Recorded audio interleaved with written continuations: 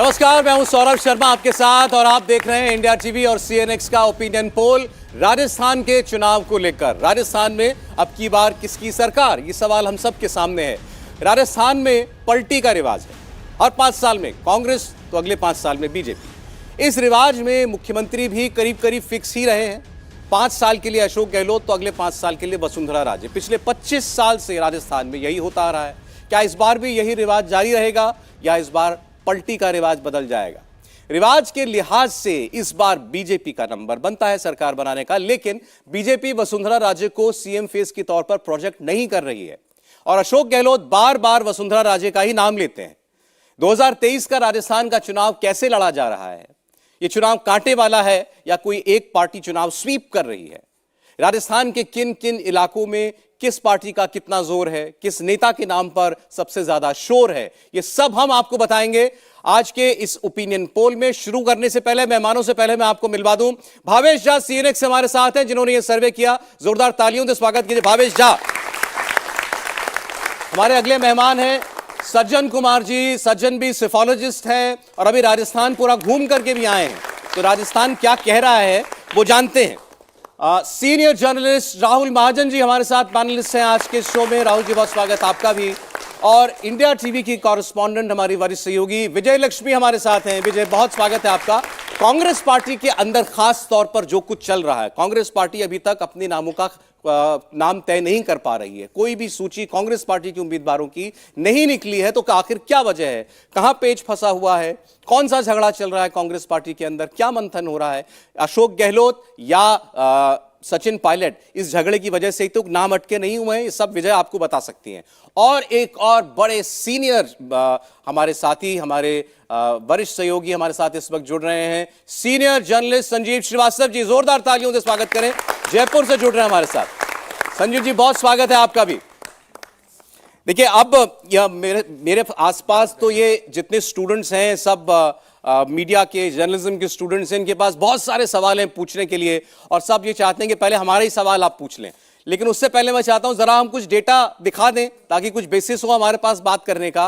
कल हमने आपको मध्य प्रदेश का ओपिनियन पोल दिखाया था और मध्य प्रदेश के ओपिनियन पोल में साफ दिखा कि भारतीय जनता पार्टी अपने दम पर सरकार बना सकती है। 115 सीटें 230 की विधानसभा में 115 सीटें भारतीय जनता पार्टी जीतती हुई दिखाई दी थी और 110 पर हमें लग रहा था कि कांग्रेस पार्टी ठहर जाएगी। यह कल की बात हुई। मध्य प्रदेश का ओपिनियन पोल बीजेपी के पक्ष में जाता हुआ दिखाई दिया था। आज राजस्थान का ओपिनियन पोल क्या कह रहा है, इसके लिए शुरुआत करते हैं। आइए उस क्षेत्र से जो है राजधानी का इलाका, जयपुर ढोलपुर, ये रीजन क्या कह रहा है, यहां की 48 सीटें क्या कह रही हैं। इसे ढूंढाड़ भी कहा जाता है वहां की भाषा में। जयपुर और ढोलपुर ये बड़ा रीजन है। विधानसभा की कुल 48 सीटें, लोकसभा की 6 सीटें यहां पर आती हैं। जयपुर ग्रामीण, जयपुर, अलवर, भरतपुर, करौली, धौलपुर और दौसा, ये राज्यवर्धन सिंह राठौड़ का इलाका है। बीजेपी के सांसद बालकनाथ यहीं से आते हैं, विश्वेंद्र सिंह, किरोड़ी लाल मीणा, कांग्रेस के राजेंद्र यादव, ये सभी इसी क्षेत्र से आते हैं। और ये महत्वपूर्ण इसलिए हो जाता है क्योंकि सचिन पायलट भी दौसा से चुनाव लड़ते रहे हैं।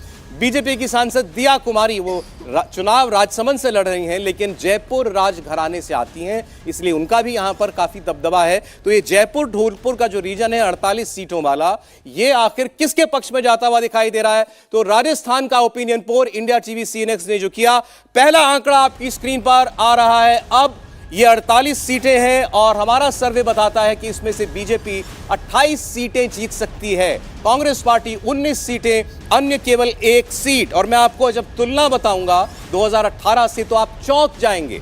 इन 48 सीटों में भारतीय जनता पार्टी को इस बार 20 सीटों का फायदा हो रहा है, यानी बीजेपी के लिए बंपर मुनाफा। जयपुर ढोलपुर रीजन में पिछली बार केवल 8 सीटें थी, इस बार बढ़कर 28 होती हुई दिखाई दे रही हैं। कांग्रेस पार्टी को 10 सीटों का भारी भरकम नुकसान होता हुआ दिखाई दे रहा है। इस रीजन के अंदर कांग्रेस पार्टी जो कि पिछली बार 29 पर थी, इस बार 19 पर आकर रुकती हुई दिखाई दे रही है और अन्य को भी 10 सीटों का नुकसान। यानी इस रीजन में लड़ाई पूरी तरीके से बाइपोलर हो गई कांग्रेस और बीजेपी के बीच में। अन्य जो हैं वो इस लड़ाई में नहीं है। जनता या तो बीजेपी को देख रही है या कांग्रेस को देख रही है। और जो पहला रीजन हमने खोला है जयपुर ढोलपुर का, इसमें बीजेपी को एक बड़ी बढ़त मिलती हुई दिखाई दे रही है। 28 भाजपा, 19 कांग्रेस और एक अन्य। और उसमें महत्वपूर्ण फैक्टर यह है कि 2018 की तुलना में बीजेपी का जबरदस्त कमबैक है, 20 सीटें 2018 से ज्यादा जीतकर। तो मैं पहले आपके लिए यह रीजन और चूंकि यह पहला क्षेत्र था, इसके डायनेमिक्स भावेश आपको समझाएंगे। देखिए, सबसे बड़ी बात जो इस रीजन में जो समझ में आ रहा है वो ये है कि एंटी इनकम्बेंसी यदि सबसे ज़्यादा आपको किसी रीजन में दिखेगा तो वो ये रीजन है। उसका सबसे बड़ा फैक्टर है जयपुर का जो आसपास का इलाका है वो शहरी है। शहरी जो अर्बन वो है वहाँ पे बीजेपी का वैसे बहुत ज़्यादा जनाधार रहा है। पिछली बार जो 2018 में हुआ क्या था, यहाँ पे आप यहाँ का यदि सोशल बैकग्राउंड यदि देखेंगे तो जो दो मेजर कास्ट है, जो जैसे राजपूत हो गया, जाट हो गया, ये सभी ने, राजपूत तो बीजेपी से डिस्ट्रैक्ट कर गई थी, कुछ अलग अलग वजह थी उसमें, जिसमें कि एक आनंद पाल मर्डर था, उसके बाद वसुंधरा राजे के कुछ स्टेट में, हालांकि वो खुद भी राजपूत समुदाय से आते हैं, लेकिन उसके वजह से सरकार से नाराज थी, तो कई सीटें अक्रॉस द राजस्थान। लेकिन ये सब जो इलाका है उसमें एक असर पड़ा था कि राजपूत बीजेपी से हटी थी और जो एक सर्टेन कास्ट है जो अशोक गहलोत को पसंद नहीं करती वो उनसे जुड़ गई थी, क्योंकि वो अशोक गहलोत नॉमिनेटेड सीएम नहीं थे। उसके वजह से आप देखेंगे कि यहाँ पे कांग्रेस ने बहुत जबरदस्त जीत की थी। लेकिन चूंकि इस बार एक भारी एंटी इनकम्बेंसी है, देखिए एंटी इनकम्बेंसी वैसे नहीं देखा, आप देखो पिछले 5 साल में आपको कब याद होगा कि राजस्थान से कोई अच्छी खबर आई हो सरकार को लेके? नहीं है, सिर्फ एक ही खबर आई है कि आखिरकार कांग्रेस के दोनों गुटों में समझौता हुआ। तो अब ये 5 साल में सिर्फ एक खबर आई है, उसका भारी एंटी इनकम्बेंसी है।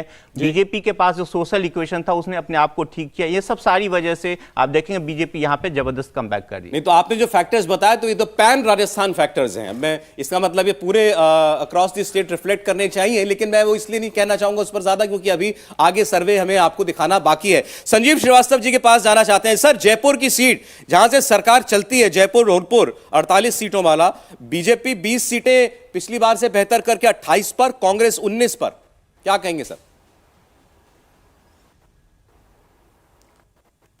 देखिए, पिछली बार इसको, जिसको आप दुंधार रीजन कह रहे हैं, दुंधार रीजन कह रहे हैं, जयपुर और आसपास के क्षेत्र, उसके साथ साथ जो आप दौसा की बात कर रहे हैं, भरतपुर की बात कर रहे हैं, करौली, धौलपुर, ये पूर्वी राजस्थान की तरह से भी इसको देख सकते हैं। पूर्वी राजस्थान में तो पहले शहरी इलाके की बात कर ले तो बहुत अरसे के बाद जयपुर में परफॉर्मेंस काफी अच्छी रही थी। कटारिया जीते थे जयपुर से, जोशी जीते, कांग्रेस के पक्ष में। संजीव जी, कुछ ऑडियो वीडियो प्रॉब्लम आ रहा है सर, मैं इसको ठीक करके फिर दोबारा आपके पास आता हूं। माफी चाहता हूं, बात आपकी ठीक से हम लोग सुन नहीं पा रहे हैं। उनका कहना था कि ये जो पूरा बेल्ट है ये ईस्टर्न राजस्थान का बेल्ट है, और हमने कई बार सुना है कि पूर्व से जिसने एंट्री की राजस्थान में, जयपुर में जाकर उसी ने गद्दी पर राज किया। ये कितनी बात सही है, और अगर ऐसा है तो क्या ये हमको कोई फोरवार्निंग है, इस पहले रीजन से ही कुछ दिखाई दे रहा है, कोई इशारा? राहुल जी, देखिए, ये इलाका अगर आपके सर्वे में, जैसे आपने कहा कि यहाँ पर 48 सीट्स हैं, अगर इस इलाके को थोड़ा बड़ा कर लिया जाए तो 66 सीटें लगभग आसपास के इलाके में आती है। जयपुर खास तौर से 19 सीटें वहाँ पर ही हैं। एक शहरी इलाके की बात की तो उस पर थोड़ा सा मैं बात कर दूं कि शहरी इलाका इसलिए इम्पॉर्टेंट हो जाता है कि इस बार लगभग 48-49 लाख युवा वोटर, जो पहली बार युवा वोटर वोट करेगा, वो जुड़ा है। तो वो किस तरफ वोट करेगा? अगर आपका सर्वे ये दिखाता है कि यहाँ पर बढ़त है तो यानी युवा वोटर जो है वो बीजेपी के साथ देगा या बीजेपी के साथ जाएगा। दूसरा मैं ये भी कहूँगा कि यहाँ पे सतीश पुनिया बीजेपी के, उन्होंने बहुत मेहनत की है। अगर हम इस इलाके को देखें तो ये जाट, मीना, गुजर बहुल्य इलाका है, जहाँ पे आपने कहा सचिन पायलट का अपना एक जोर है, और मैंने कहा सतीश पुनिया, उन्होंने बहुत मेहनत की है। ऐसा भी लगता है कई बार कि जो सचिन पायलट हैं वो ज़्यादा इंटरेस्टेड नहीं लगते हैं चुनाव में, जो भी कारण कांग्रेस के बीच में रहे होंगे। अगर ऐसा है और सतीश पुनिया की मेहनत जो है वो रंग लाई है, तो ये जो आपने सर्वे दिखाया, इसमें जो आप आंकड़े दिखा रहे हैं वो बिल्कुल पॉसिबल है। मुझे लग रहा है कि हम अगला रीजन जो है वो भी खोल दें, तब हम एक कंप्लीट ज्योग्राफिकल बेल्ट की बात कर पाएंगे। तो टोंक कोटा का इलाका इसके आगे था, उसका डेटा भी हम दिखा देते हैं, तो फिर हम जयपुर, ढोलपुर, टोंक कोटा इनकी बात कर पाएंगे। 72 सीटें बन जाती हैं आसपास, आप 68 करे थे, 72 सीटें बन जाएंगी लगभग, तो वो भी हम लोग डेटा डाल देते हैं। टोंक कोटा की 24 सीटें हैं, उसका डेटा देखिए सर्वे में क्या निकल करके सामने आया है।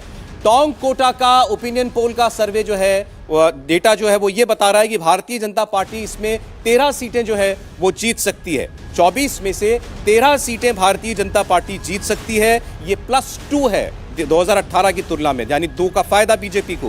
कांग्रेस 11 सीटें जीत सकती है, ये 1 सीट का नुकसान होगा पिछले चुनाव से, और अन्य को यहाँ कोई किसी सीट पर बढ़त नहीं दिख रही है, ये भी 1 सीट का नुकसान होगा। तो यहाँ भी इस रीजन में आप देखिए, हालांकि बहुत गैप नहीं है दोनों के बीच में, लेकिन अपवर्ड ग्राफ भाजपा का दिखाई दे रहा है। वो भी नंबर 1 पार्टी इस रीजन में बन रही है, बेहतर भी कर रही है, और कांग्रेस नीचे जा रही है 2018 से, ये बड़ा क्लियर है।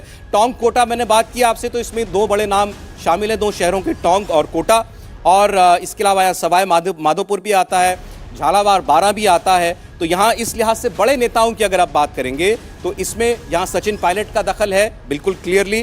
कोटा तो हमारे जो लोकसभा के अध्यक्ष है ओम बिरला, वो यहाँ से आते हैं। शांति धारीवाल सीनियर लीडर हैं कांग्रेस पार्टी के, वो यहाँ से आते हैं, उनका टिकट फंसा हुआ है अभी भी। और ये सारे लोग जो हैं, इसके अलावा वसुंधरा राजे जो झालार पाटन से चुनाव लड़ती हैं, उनका भी इसी क्षेत्र में उनकी असेंबली कॉन्स्टिट्यूंसी पड़ती है। तो आप देखिए बहुत सारे हैवीवेट्स जो हैं इन इलाकों में चुनाव लड़ने जा रहे हैं। अब जिनको टिकट मिलेगा वो बात अलग है। आप टैली देखें, 72 सीटों का हमने आपको सर्वे दिखाया, और इन 72 में से भारतीय जनता पार्टी 41, कांग्रेस पार्टी 10, अन्य 11 सीटों के गैप के साथ जो है आगे बढ़ती हुई दिखाई दे रही है। अब मैं चाहूंगा कि एक बार फिर संजीव जी के पास चला जाए। संजीव जी, जयपुर, धौलपुर, टोंक, कोटा, सारे बड़े चेहरे, वसुंधरा राजे, राज्यवर्धन राठौड़, सचिन पायलट, सबका दबदबा, ओम बिरला साहब, और लीड में दिख रही है हमको भाजपा। देखिए, हम बात वापस जयपुर से ही शुरू करते हैं, क्योंकि कोटा, झालावाड़, टोंक ये एरिया में लगभग लास्ट टाइम जैसी सिचुएशन है। 2 सीट का फायदा हो रहा है बीजेपी को, 1 सीट का कांग्रेस को नुकसान हो रहा है। कोई इतना बड़ा अंतर नहीं है। लेकिन जयपुर या दुंडौर रीजन या पूर्वी राजस्थान, अगर हम भरतपुर धौलपुर को जोड़ते, तो ये रीजन में बीजेपी की जो बढ़त हो रही है, ये बहुत एक इंपॉर्टेंट फैक्टर है। अब इसके 2-3 कारण है। एक तो शहरी मतदाता अमूमन बीजेपी के साथ रहा है, लेकिन चूंकि 2018 में वो ट्रेंड था कि सरकार बदलती है हर 5 साल में, तो जयपुर शहर का भी वोटर का एक बड़ा तबका कांग्रेस के साथ गया था। पूर्वी राजस्थान में जो सबसे 2 इंपॉर्टेंट महत्वपूर्ण कास्ट्स हैं जाट्स के अलावा, वो है गुर्जर और मीना की। और पिछली बार कुछ ऐसे समीकरण बन गए थे, क्योंकि पायलट को भी उसके सपोर्टर मुख्यमंत्री की तरह देख रहे थे, तो गुर्जर मीना एक हो गए थे। किरोड़ी लाल मीना जो अब की बार सवाई माधोपुर से बीजेपी के टिकट पर चुनाव लड़ रहे हैं, सांसद हैं, विधायक का चुनाव लड़ रहे हैं, उनकी री एंट्री हुई थी पिछले चुनाव से पहले बीजेपी में, लेकिन वो उतना असर नहीं डाल पाए। बड़े मीना नीता है, लेकिन मीना जुड़े नहीं बीजेपी के साथ। तो मीना और गुर्जर जो ट्रेडिशनली एंटेगनिस्टिक या एक दूसरे के विरोध में वोट डालते हैं, वो कई कारणों से, एक तो किरोड़ी लाल की लैक ऑफ, मतलब उसको पूरी तरह आइडेंटिफाई नहीं कर पाए बीजेपी के साथ उनके समर्थक। गुर्जरों में जबरदस्त उत्साह कि हमारा नेता सचिन पायलट चीफ मिनिस्टर बन सकता है। तो ये गुर्जर मीना की कॉम्बिनेशन ने पूर्वी राजस्थान में जबरदस्त बढ़त दिलाई, और वही अगर बढ़त इस बार कमजोर होती हुई दिख रही है, क्योंकि सचिन पायलट के साथ जिस तरह का बर्ताव हुआ 5 साल तक, एक वो कई बार बनते बनते चूके, उनको कई बार हाशिए पे लिया गया, वो एक कांग्रेस से मतलब अभी तक पूरी तरह सहज नहीं हुए अशोक गहलोत और सचिन पायलट। हालांकि कल की प्रेस कॉन्फ्रेंसेस दोनों की हुई हैं, दौसा में सचिन की और दिल्ली में गहलोत साहब की, दोनों ने बड़ी भाईचारे प्रेम की बातें की, लेकिन वो लोग उसको गले नहीं उतर रही हैं अभी लोगों के। तो वो अगर गुर्जर वोट टूटता है, प्लस मीना वोट किरोड़ी के साथ वापस जाता है, और शहरी वोट जयपुर का वापस बीजेपी की तरफ जाता है। अब दिया कुमारी का आपने नाम लिया, जो राजसमंद से सांसद थी, लेकिन अब जयपुर से विद्याधर नगर से चुनाव लड़ रही हैं। हालांकि भैरव सिंह जी के दामाद का टिकट कटा है उनके चक्कर में। 41 में से एकमात्र ऐसी सीट जिस पे विनिंग कैंडिडेट को रीनॉमिनेट नहीं किया गया। 3 बार के जीते हुए नरपत सिंह राजवी की जगह दिया कुमारी को लाया गया।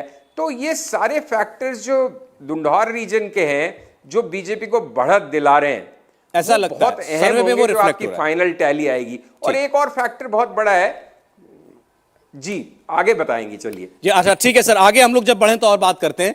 अभी जो स्क्रीन पर नंबर आपको दिखाई दे रहे हैं ना, 72 सीटों में से बीजेपी को 41, कांग्रेस को 30, ये नंबर पलटा हुआ है, या क्योंकि ये पलटा हुआ हो सकता था। बीजेपी जहां दिख रही है वहां कांग्रेस हो सकती थी अगर पार्टी ने गहलोत और पायलट का झगड़ा वक्त पर सुलझा लिया होता, जिसका बारे में आपको संजीव जी ने बताया, लेकिन ऐसा हुआ नहीं। अब चुनाव सर पर है तो गहलोत जादूगरी दिखा रहे हैं। सचिन पायलट के बारे में अशोक गहलोत के आप बोल देखिए जरा। एक नेता ऐसे प्यार मोहब्बत की बातें अपने राइवल से कैसे करता है, आपके सामने। ये विपक्ष को तकलीफ है जो फैसले हो रहे हैं पार्टी के अंदर सिलेक्शन के प्रोसेस से, उनको तकलीफ भी हो रही है, इनके झगड़े क्यों नहीं हो रहे हैं। आप सचिन पायलट की तरफ इशारा कर रहे होंगे। जितने फैसले हुए हैं सबकी राय से हुए हैं, सबकी राय हो। जो भी सचिन पायलट साहब के जो हमारे सपोर्टर भी होंगे, उन सब के फैसलों में भागीदार बन रहा हूँ, उनके पक्ष में। हम तो एकजुट हैं। जब उनके साथ लोग गए थे, उनके टिकट सब क्लियर हो रहे हैं करीब करीब। उससे बड़ा उदाहरण क्या मैं दे सकता हूँ आपको। एक टिकट पे भी मैंने ऑब्जेक्शन नहीं किया हो मीटिंग के अंदर। उससे अंदाज कर लीजिए कितनी प्रकार की हमारी कितनी प्यार मोहब्बत आपस के अंदर है। वो जो गए हैं, कहीं गए हैं, अभी क्राइटेरिया सिर्फ एक है, वो है विनिबिलिटी क्राइटेरिया है। वो सब बातें हम भूल चुके हैं। हम सब एक होकर इलेक्शन लड़ना चाहते हैं। तो गहलोत साहब कह रहे हैं सचिन पायलट के लिए इतनी मोहब्बत है, उनसे क्या बताएं आपको। और गहलोत ने पायलट के लिए कैमरे पर प्यार दिखाया, तो सचिन पायलट ने भी प्यार का रिटर्न गिफ्ट देने में बिल्कुल देर नहीं की। किसी का अगर कोई मनभेद है भी, छोटा मोटा मनमुटाव, उसको भूल जाओ। और जैसा राहुल गांधी जी बोल रहे हैं, नफरत की दुकान में, नफरत के बाजार में मोहब्बत की दुकान खोलनी है। अब तो मोहब्बत की चर्चा कल भी हो गई, आज भी हम लोग कर रहे हैं। मोहब्बत आपस में जोड़नी है, सब लोगों को साथ लेकर चलना है। और प्रियंका जी, आपके हर बार राजस्थान पर आने से कांग्रेस का वोट लगातार बढ़ता जा रहा है। भाजपा के लोग चिंतित हैं, परेशान हैं, घबराए हुए हैं, समझ में नहीं आ रहा किसको कहां पर टिकट दें। वो सब लोग जानते हैं कि इस बार कांग्रेस मजबूती से चुनाव लड़ रही है, सब एकता से चुनाव लड़ेंगे। और भाजपा की झूठ और पाखंड की राजनीति को समाप्त करने का जो क्षण आएगा, वो 25 नवंबर को जब वोट पड़ेंगे, एक एक वोट कांग्रेस पार्टी को मिले, ताकि भारी बहुमत के साथ राजस्थान में हम इतिहास कायम करें और कांग्रेस पार्टी की सरकार बनाएं। देखिए, हमारा विजय लक्ष्मी हमारे साथ हैं और विजय लक्ष्मी तो इन सब नेताओं से बात करती हैं। विजय लक्ष्मी, ये तो मोहब्बत की ओवरडोज हो रही है राजस्थान में, बिल्कुल साफ है। अब ये जब माइक पर बोलकर आते हैं कि कितना प्यार है तुमसे, क्या बताएं, उसके बाद बाहर निकलकर आप लोगों को क्या बताते हैं?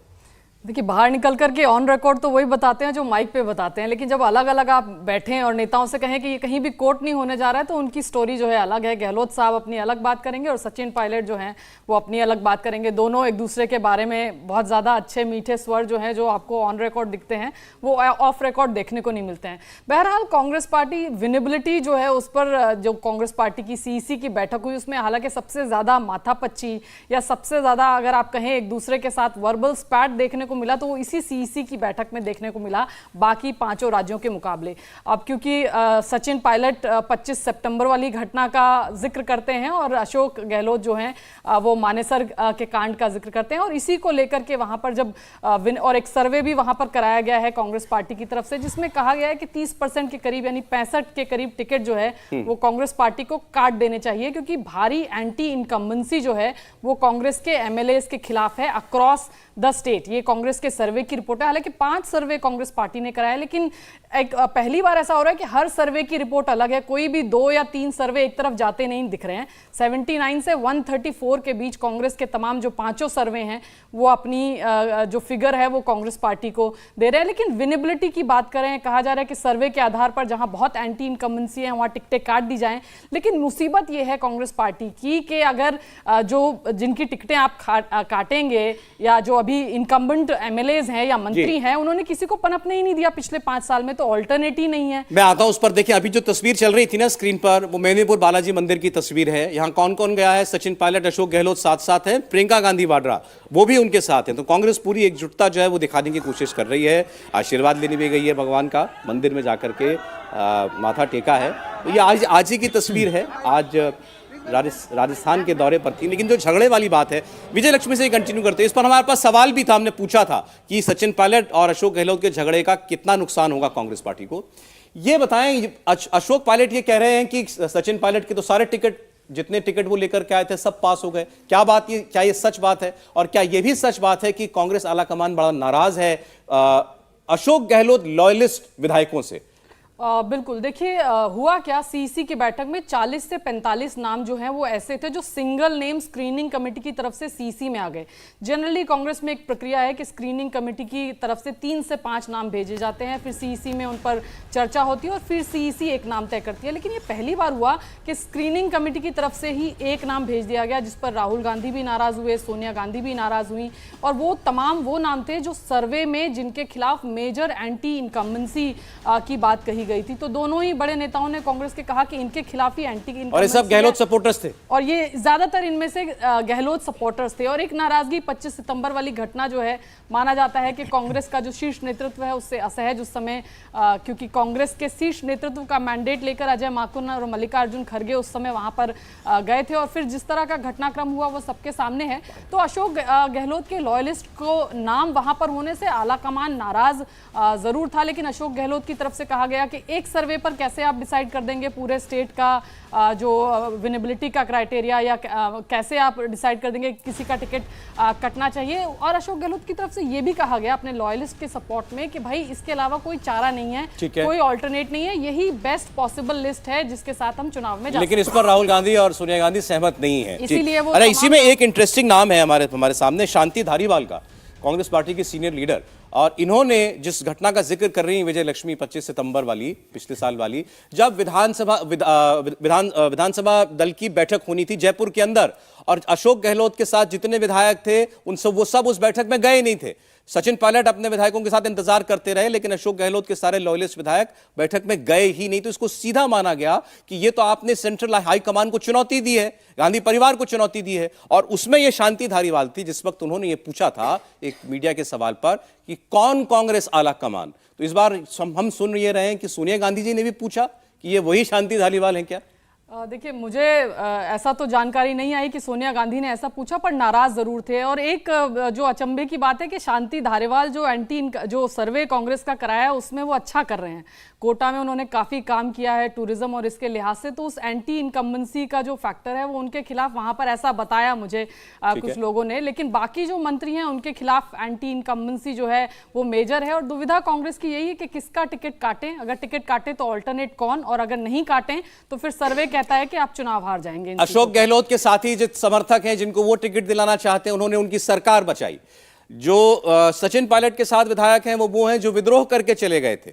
लेकिन दिक्कत कांग्रेस पार्टी की यह है कि इन दोनों में से किसको चुने। हमारे साथ सज्जन भी हैं, अभी राजस्थान घूम करके आए। इन दोनों रीजन्स की बात सज्जन, और टैली आपको स्क्रीन पर दिखाई दे रही है, 72 में से 41 पर भाजपा और 30 पर कांग्रेस पार्टी आगे। ये इन दो क्षेत्रों की बात है या कोई एक कॉमन थीम आपको, कॉमन थ्रेड पूरे राज्य में मिली?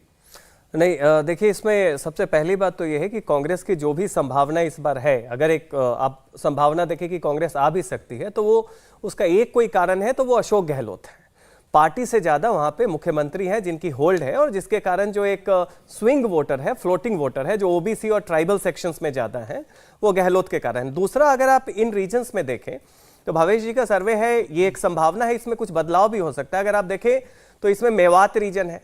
अब मेवात रीजन और ये जो पूर्वी राजस्थान है, इसमें दलित फैक्टर एक बड़ा फैक्टर है। और अभी तक क्या होता था, कांग्रेस को पिछले लगभग 20 साल में नुकसान जो हो रहा था वो ये हो रहा था कि एक हिस्सा दलितों का बीएसपी की तरफ चला जाता था, जो ट्रेडिशनली कांग्रेस का वोटर था। इस बार जब बीएसपी कमजोर हुई है तो वो कांग्रेस की तरफ आएगा। लेकिन दूसरी तरफ आप देखें तो नूह में और मानेसर में जो हिंसा हुआ, वो बगल में मेवात रीजन है, अलवर वगैरह में, तो उस वहां पे मुस्लिम की भी संख्या ज्यादा है, तो उसका भी एक असर हो रहा है। लेकिन कुल मिला के अगर आप इस बार देखें तो सबसे बड़ी बात यह है कि चुनाव में पहली बार आप देखेंगे, और यहां पे मेरी थोड़ी सी एक दूसरे तरीके से देखने का एक गुंजाइश है कि पहली बार आप राजस्थान में बिल्कुल जो 5 साल में बदल देने की जो एक संभावना आपको दिखती थी फील्ड में, वो इस बार कम दिख रही है, लगभग नहीं दिख रही है। अच्छा। और इसलिए चुनाव इस बार टिकट पे निर्भर है। अब जहां तक बात है कि गहलोत साहब की अगर चली तो गहलोत साहब की चलने का फायदा यह होगा कि चुनाव आप उनके चेहरे पे जीत रहे हैं तो स्विंग वोटर उनके तरफ जाएगा। अगर इसमें आला कमान ने यह किया कि एक खिचड़ी बना दी कि सीएम फेस तो गहलोत रहेंगे लेकिन टिकट डिस्ट्रीब्यूशन में उन्होंने अपने लोगों को दिया, सर्वे के हिसाब से, किसी भी हिसाब से, तो ये कांग्रेस को कहीं से भी गलतफहमी नहीं होनी चाहिए कि इस बार जो एक संभावना बीजेपी के विरुद्ध राजस्थान में है वो पार्टी के कारण नहीं है। आपने बड़ा क्लियर किया कि इस बार हर 5 साल में सरकार बदलने वाली जो परिपाटी है वो भावना थोड़ी कम हुई है मध्य प्रदेश की, राजस्थान की जनता में, माफ कीजिएगा। तो अशोक गहलोत का कुछ प्रभाव जो है वो पड़ता हुआ दिखाई दे रहा है चुनावों के करीब, उनकी योजनाओं का या उन्होंने जितनी भी और पॉलिसीज अभी लागू की। लेकिन क्या टिकट बंटवारा उनका साथ देगा, टिकट बंटवारे में उनकी चलेगी, ये अभी तय नहीं है और इसीलिए शायद पेच फंसा हुआ है टिकट डिस्ट्रीब्यूशन का। इंडिया टीवी हर वक्त हर जगह डाउनलोड करने के लिए सर्च करें India TV news Google play store या ऐप स्टोर पर।